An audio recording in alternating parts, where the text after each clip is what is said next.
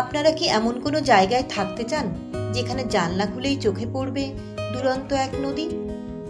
কুয়াশার চাদরে মুড়ে থাকবে সবুজ কোনো পাহাড়, ঝিরিঝিরি বৃষ্টিতে ভেসে আসবে বুনো ফুলের ঘ্রাণ, আর নদীর বয়ে চলার শব্দে মিশে যাবে আপনার এক রাস মুগ্ধতা। তবে আপনাদের নিয়ে যাব নতুন এক জায়গায়। দার্জিলিং এর বৈচিত্র্যময় অসাধারণ একটি গ্রাম হলো দাঙ্গিয়া।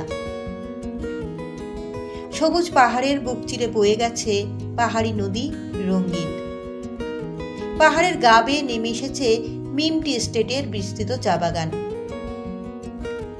এটা একটা সত্যিকারের অফবিট জায়গা। কিছুদিন আগেই আমি এই জায়গাটার উপর একটা ভিডিও পোস্ট করেছিলাম। সেখানে আমরা চা বাগানের মধ্যে দিয়ে হেঁটে দুটো সাঁকো পেরিয়ে জঙ্গলের মধ্যে little Rangit homestay and camping বলে একটা কটেজে গিয়েছিলাম। ওই লোকেশনের সত্যিই কোনো তুলনা চলে না, এক কথায় অসাধারণ এবং অনবদ্য। সেখানে থাকার অনুভূতি ভাষায় প্রকাশ করা যায় না। তবে ওই হোমস্টেতে থাকার একটা বড় অসুবিধা হলো পাহাড় ডিঙিয়ে মিনিট 20 হেঁটে তারপর পৌঁছাতে হয়। যারা বয়স্ক বা যারা হাঁটতে পারে না তাদের অনেকেরই অসুবিধা হয়।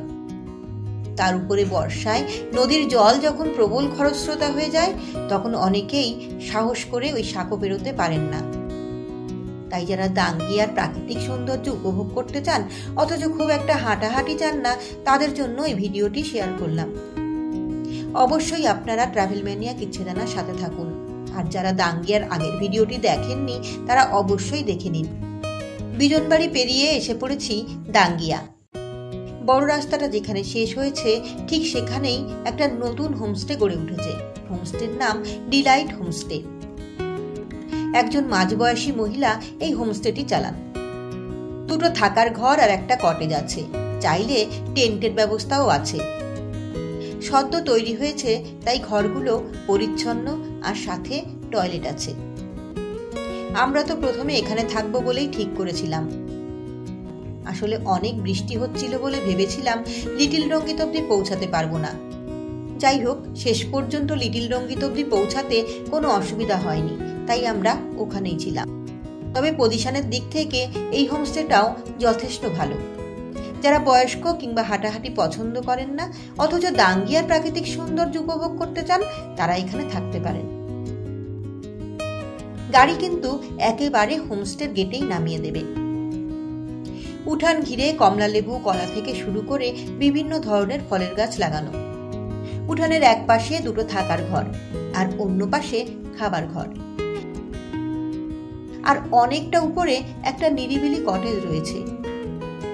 উঠান থেকে নেমেই সবুজ ক্ষেত। এরা বিভিন্ন ধরনের শাকসবজি থেকে শুরু করে ধান পর্যন্ত চাষ করে। জমির সীমানা ঘেঁষে বয়ে গেছে ছোটা রঙ্গিত নদী।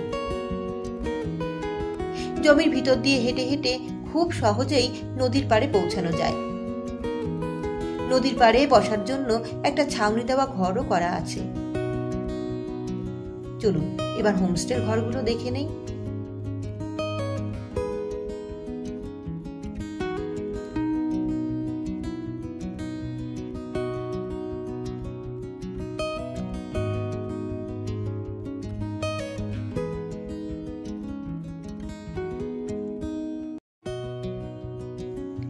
জায়গাটা সবচেয়ে ভালো লাগে বর্ষার সময়।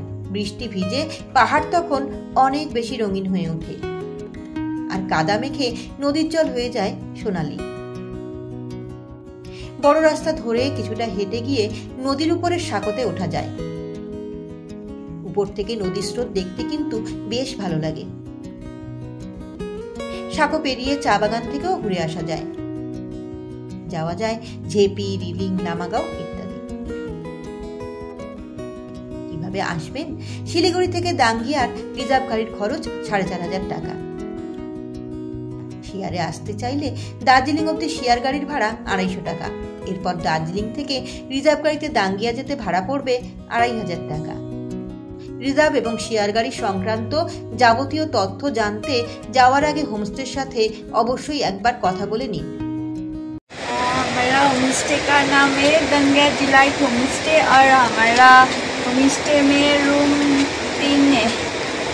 और 10 भी है। रूम टैरिफ कितना है?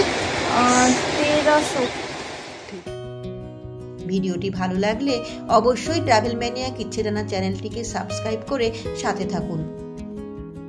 অনেক অনেক লাইক, কমেন্ট ও শেয়ার করুন আর পরবর্তী ভিডিও নোটিফিকেশন পেতে বেল আইকনে প্রেস করুন।